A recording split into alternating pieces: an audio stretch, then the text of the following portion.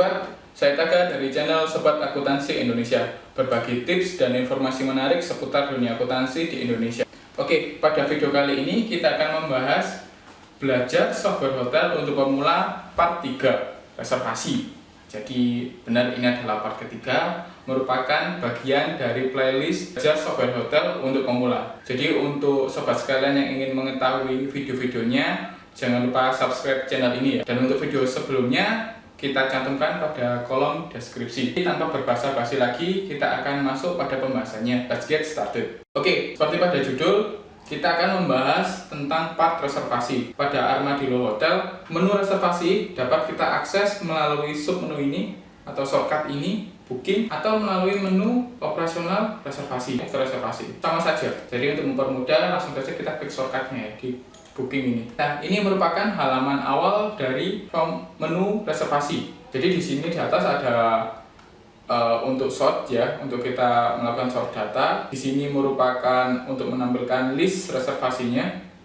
Kemudian ada warna-warna di sini, mulai dari yang putih merupakan aktif, merah muda itu check-in, abu-abu itu cancel, dan hijau adalah expected arrival.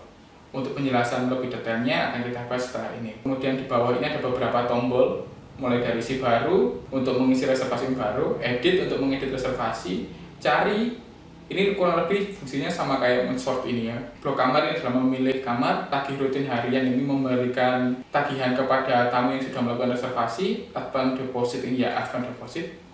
Check-in untuk mencekitkan tamu yang sudah melakukan reservasi, hapus, jadi untuk menghapus tamu yang sudah melakukan cancel. Cetak daftar, keluar dari menu. Kemudian di pojok kanan bawah ini ada total dan PAX. Jadi total ini adalah merupakan jumlah reservasi atau bisa kita katakan jumlah kamar yang melakukan reservasi, sedangkan PAX ini adalah jumlah orangnya. Jadi kan jumlah kamar belum tentu sama dengan jumlah PAX. Ini seperti itu. Oke, tanpa berbasa-basi lagi, kita akan melakukan contoh untuk melakukan reservasi ya. Langsung saja kita klik baru di sini. Nomor reservasi ini merupakan otomatis dari sistem, jadi tidak bisa kita rubah. Terus kita pilih pertama dalam melakukan travel agent. Oke, sebelum kita lanjutkan, saya akan jelaskan. Jadi untuk mengisi data di sini, saya akan isi data yang penting-penting saja ya. Kenapa? Ini juga untuk melatih sobat sekalian. Jadi pada real case-nya nanti, ketika kita melakukan check-in itu kan otomatis kita harus melakukan sesuatu itu dengan secepat mungkin ya. Jangan sampai tamu itu menunggu terlalu lama di front office. Jadi untuk kelengkapan data, mengisi kelengkapan datanya dapat dilakukan setelah tamu itu masuk ke kamar atau sudah check-in. Seperti itu. Jadi nanti yang saya contohkan di sini adalah contoh untuk mengisi data yang penting-penting aja. Intinya data reservasi itu bisa dibuat. Oke, yang pertama kita lakukan adalah kita harus mengisi travel agentnya dulu. Pada contoh ini seperti dapat dilihat hanya ada 2 travel agent kan ya. Yang pertama publish, ini berarti offline. Terus yang kedua adalah pagi-pagi.com, ini adalah online travel agent atau OTA-nya. Jadi kalau semua sobat sekalian di rumah ingin mencobanya dan memiliki lebih dari 2 travel agent, dapat diisi di sini, diisi baru. Nah, untuk di sini saya tidak akan menjelaskan secara rinci karena akan saya jelaskan di video selanjutnya. Kenapa demikian? Karena penjelasan untuk travel agent ini cukup kompleks dan erat kaitannya dengan back office, jadi dengan akuntansi di back office-nya. Jadi nanti terlalu lama kalau kita jelaskan di sini. Yang pertama, kita akan pilih publish saja sebagai contoh. Terus di sini adalah data tanggal. Data tanggal ini reservasi dilakukan kapan? Secara default ini adalah tanggal komputer kita saat ini. Nah, kemudian adalah tanggal check-in akan di-check-in-kan di tanggal berapa, kemudian tanggal check-out-nya. Nah, tanggal check-out ini akan otomatis mengikuti dengan lama menginap. Contohnya kayak gini. Jadi kita anggap, kan ini kalau 1 malam, jadi kalau kita check-in tanggal 9, check-out-nya kan tanggal 10. Ketika ini kita ganti menjadi 2 malam, kita enter, tanggal check-out-nya akan berubah menjadi tanggal 11. Lalu seperti itu. Jadi kita pilih 1 kamar saja. Kedua, nah ini segmentasi harus juga wajib kita isi. Segmentasi ini apa sih? Ya jadi ini adalah untuk segmentasi tamu atau mengelompokkan tamu tersebut. Jadi satu tamu dari perusahaan, tamu walk-in guest, tamu dari OTA, tamu dari pemerintahan. Nah ini kita wajib kita isi. Kenapa wajib kita isi? Karena ini erat kaitannya dengan statistik yang dibutuhkan untuk back office ya, baik untuk dari akuntansi maupun marketing. Yang lebih cenderung sih marketing sih yang banyak membutuhkan statistiknya dari segmentasi ini nantinya. Kita pilih aja walk-in guest. Kemudian yang harus kita wajib kita isi selanjutnya adalah nama. Jelas ya kan, nama harus di.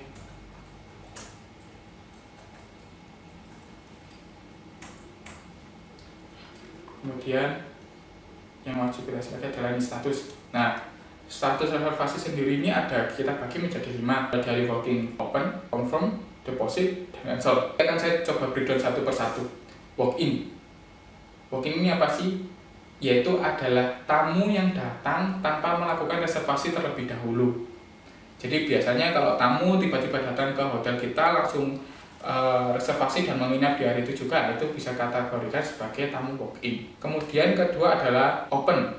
Open adalah tamu yang sudah melakukan reservasi tapi tidak melakukan pembayaran deposit, seperti itu. Jadi cuma ya reservasi aja, tamu itu reservasi aja tanpa membayar deposit. Yang ketiga adalah confirm. Confirm ini adalah kurang lebih sama kayak open, hanya saja sudah dilakukan konfirmasi selanjutnya. Maksudnya gimana? Jadi tamu dengan status confirm ini adalah tamu yang sudah melakukan reservasi dan sudah dilakukan konfirmasi. Biasanya dikonfirmasi oleh FO, by call mungkin. Nah, itu sudah menjadi confirm. Yang keempat adalah deposit. Deposit adalah tamu yang sudah melakukan reservasi dan sudah melakukan pembayaran. Nah, pembayaran itu sendiri biasanya minimal itu 1 hari sebelum tamu itu datang atau check-in. Jadi kalau tamu itu datang di hari tersebut kemudian melakukan pembayaran deposit di hari tersebut juga, nah itu namanya bukan deposit, tapi itu lebih kepada walk-in atau confirm misalnya. Nah, yang membedakan itu apa nanti akan kita jelaskan pada video selanjutnya. Oke, kita pilih saja confirm, terus kita simpan. Nah, akan muncul opsi seperti ini. Apakah Anda ingin menyimpan ke daftar member? Apa sih fungsi dari daftar member ini?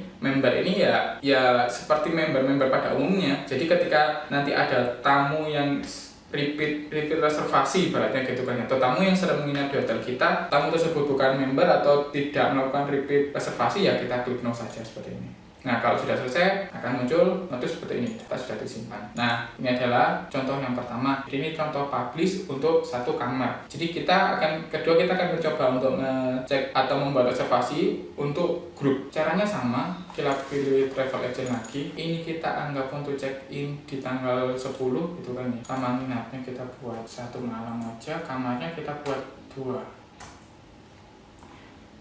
Tetap kita harus pilih segmentasi. Oke.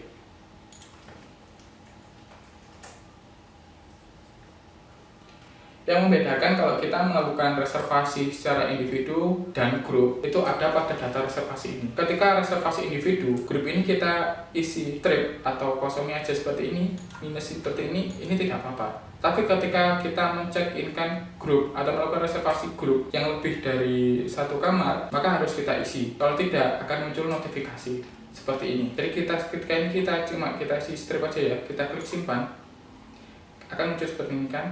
Kita pilih yes. Nah, ini ada notif nama grup harus diisi. Jadi kita harus diwajibkan untuk mengisi nama grup ini. Jadi kita isi aja grup.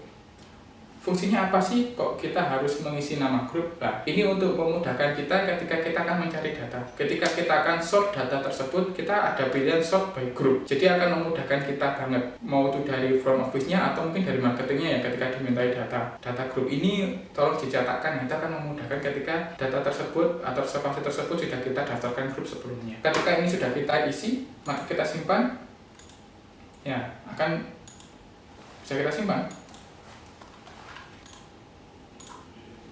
Nah, dari gambar ini juga kita bisa melihat kan, pada reservasi pertama dengan nama contoh publish ini, kenapa berwarna hijau? Seperti saya singgung di awal video, kan kalau warna hijau berarti expected arrival kan.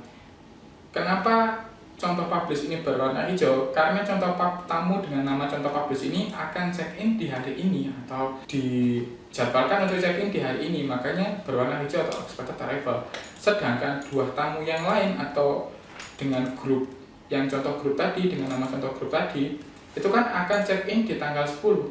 Jadi kan warnanya masih putih karena reservasinya masih aktif, tapi bukan expected arrival. Oke.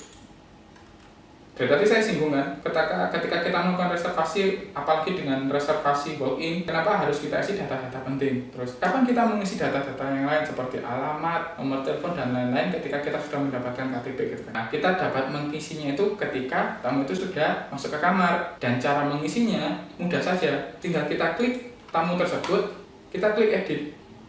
Nah, klik edit inilah baru kita isi. Mulai alamat ya, Kita contoh saja alamatnya berada di Jakarta gitu.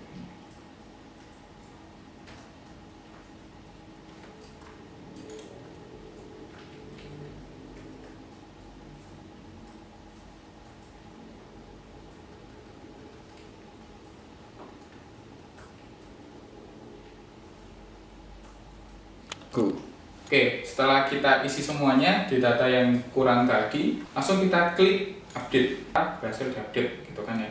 Oh ya, kalau kita sudah berhasil update, sebenarnya nanti waktu kita klik lagi di sini edit di tamu tersebut bisa kita cetak. Nah, cetaknya ini akan berisi tentang semua data yang sudah kita masukkan tadi. Data yang termasuk data yang kita masukkan di terakhir-terakhir. Oke. Kita keluar aja, kita close. Nah, saat diedit ini adalah tombol cari. Nah, cari ini bisa kita mencari reservasi. Mungkin kalau di sini ya masih gampang kan ya, cuma ada 3 reservasi. Ketika nanti ini ada lebih dari 50 reservasi, nah kita bisa cari by nama. Seperti itu. Kemudian menu selanjutnya adalah blok kamar atau memilih kamar. Menu ini dilakukan untuk kita memilih kamar dari tamu yang sudah melakukan reservasi. Kita ambil contoh ya.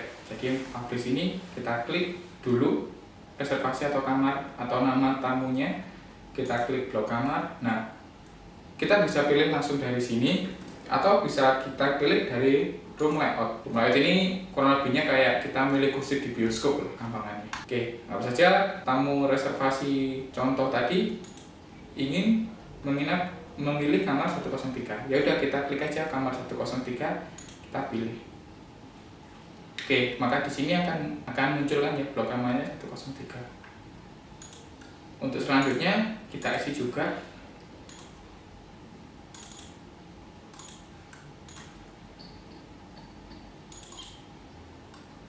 Oke, menu selanjutnya adalah tagihan rutin harian. Kita pilih dulu tamunya, contoh publish ini, kita klik tagih rutin harian. Tagih rutin harian ini apa sih? Tagih rutin harian ini adalah tagihan yang kita tagihkan kepada tamu setiap harinya. Nah, jadi ini tagihan ini adalah tagihan yang rutin, yang setiap hari selama tamu itu menginap di hotel kita akan kita tagihkan. Contohnya tagihan kamar. Ketika tamu itu menginap lebih dari 1 malam, 2 malam atau 3 malam. Nah, dengan tagih rutin harian ini akan memudahkan kita. Jadi ketika kita hari esoknya, kita nggak perlu lagi input tagihan kamarnya, karena akan otomatis ditambahkan ketika kita melakukan end of day atau audit malam, next audit. Untuk pembahasan EOD dan next audit akan kita bahas di menu next auditnya atau di video selanjutnya. Oke, kita ambil contoh ya. Tadi kan ada room, kemudian yang biasanya masuk ke tagih rutin harian itu extra bed. Nah, kurang seperti itu. Yang tagihan yang akan rutin tiap hari kita tagihkan kepada tamu tersebut. Yang tidak termasuk tagih rutin harian ini mungkin service, mungkin lunch, itu mungkin nggak itu memang nggak masuk dan tagih rutin harian. Jadi anggap saja kita ambil contoh yang room aja ya. Tagihan kamarnya berhubung di room standar, kita pilih aja room standar. Oke, sudah. Kalau maupun kita salah, ini masih bisa kita hapus.